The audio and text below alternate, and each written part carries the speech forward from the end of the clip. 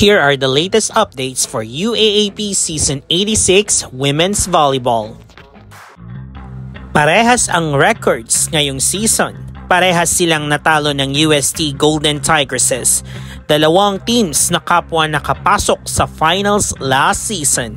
Dalawang kampyon na naghahangad na makapasok muli sa finals ngayong season.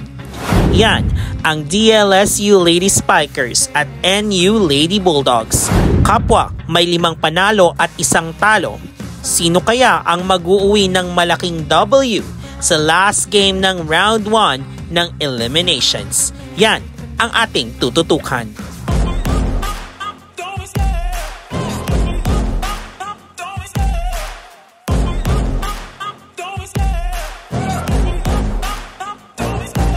Love the chase and the hunt and I set the pace when I'm.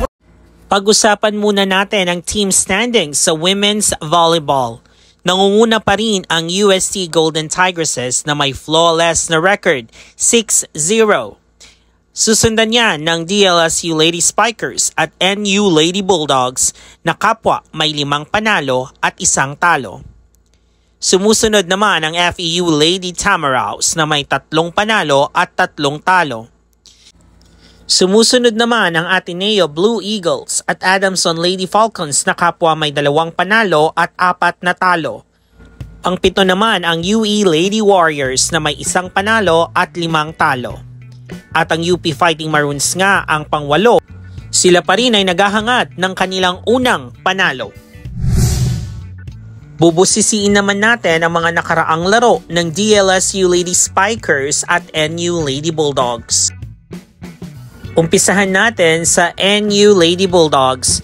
Ang kanilang last game ay last March 10, Sunday, laban sa UE Lady Warriors na ipanalo nga nila ito sa 3 sets. Narito ang kanilang mga scores: 25-13, 25-19, 25-16 pabor sa NU Lady Bulldogs. Kasunod naman ng larong yan, ang DLSU Lady Spikers laban sa winless UP Fighting Maroons sa score na 25-15, 25-17 at 25-18. Ang larong ito ay naganap din noong nakaraang linggo, March 10. Madaling na ipanalo ng bawat kupunan ang kanilang laro noong nakaraang linggo dahil nalimitahan nila ang mga Spikers ng kanilang mga kalaban.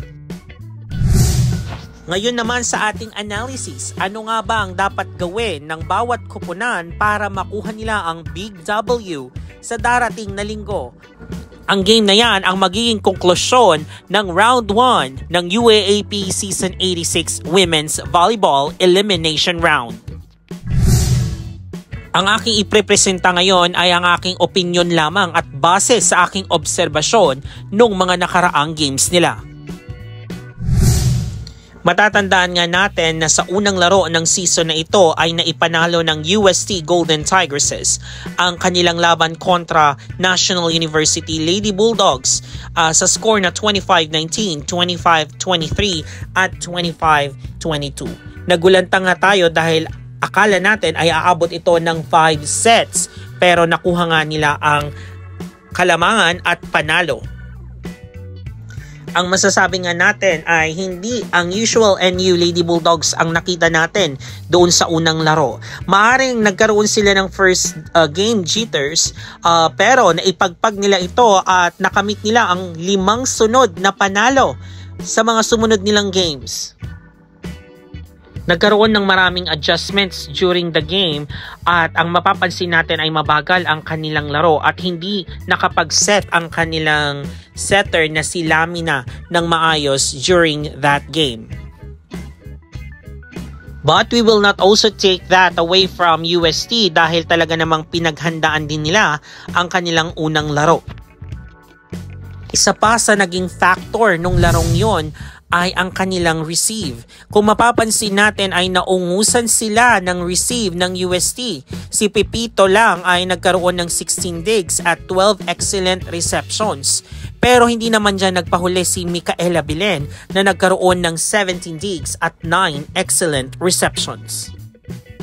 So masasabi natin na magiging malaking factor ang kanilang digs at reception sa darating na game nila laban sa Lasal.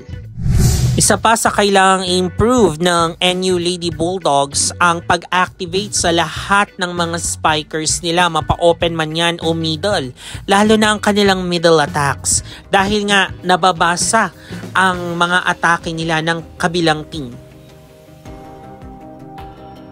Dapat during the early parts of the game ay mabigyan ng bola si Alyssa Solomon, Evangelina Linsog at Micaela Bilen, at kahit na sa back row attack ay effective din si Micaela, kaya mas maganda kung ma-varied ng attack ang NU Lady Bulldogs.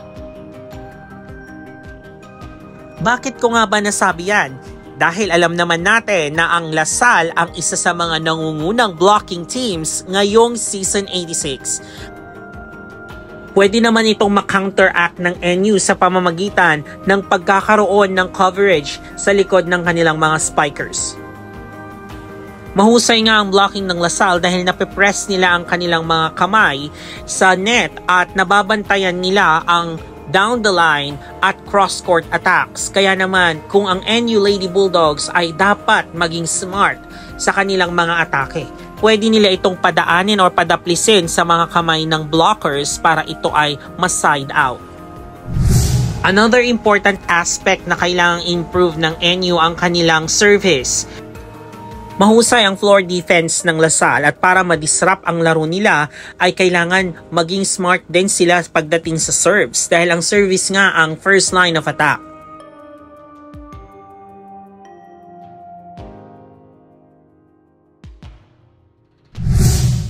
Another key player na dapat nating abangan ay si Lams Lamina, ang ating Season 84 best setter. Based sa aking observation on their game versus FEU ay nagkaroon ng mga erroneous set si Lamina kaya pinalitan siya during set 2 at kaya naman nakaalagwa ang FEU during that set. Pero nakabawi naman sila sa sets 3 and 4 and eventually naipanalo nila ang game na yon. Sa panig naman ng De La Salle University Lady Spikers, ang isa sa mga dapat i-improve ng DLSU Lady Spikers kung gusto nilang makuha ang panalo sa darating na linggo ay ang kanilang errors. Aminado naman siya ng Lasal dahil alam nila na nung game nila versus FEU ay nakapagtala sila ng 27 errors. During that game ay makikita nga natin si Coach Ramil na disappointed sa naging game ng Lasal versus FEU. Although naipanalo nila ang game na yon kontra FEU ay nawala nga ang kanilang eagerness to finish the game dahil parang nagbibigay sila ng puntos sa kalaban at mapapansin din natin na sa game na yon ay mabagal ang kanilang laro. Ibig sabihin ay nadidiktahan sila ng laro ng FEU. Katulad nga ng sinasabi ng kanilang mga coaches ay laging dapat ay sumunod sila sa kanilang sistema. Ayon naman sa UAAP Season 85 Women's Volleyball MVP na si Angel Canino ay mas lalo pa nilang dodoblehin ang kanilang training para mabawasan ang mga errors na ito.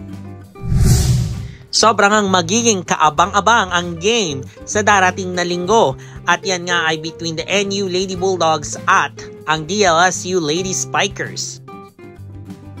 I'm sure this will be like a championship game. Based sa aking observations ng mga nakaraang games nila ay may edge ang DLSU Lady Spikers na maipanalo ang game na ito. Pero hindi pa rin natin yan sure dahil baka magkaroon na naman ng upset at maipanalo naman ito ng NU Lady Bulldogs. And also for my predictions, malaki ang magiging pagkakaiba ng round 1 sa round 2. And I'm sure na magi-step up ang mga teams na gustong pumasok sa Final Four. Kayo guys, sino sa tingin ninyo ang makakakuha ng Big W sa darating na linggo? Ang NU Lady Bulldogs or ang DLSU Lady Spikers? Comment down below. Maraming salamat sa panonood. Hanggang sa muli. Bye!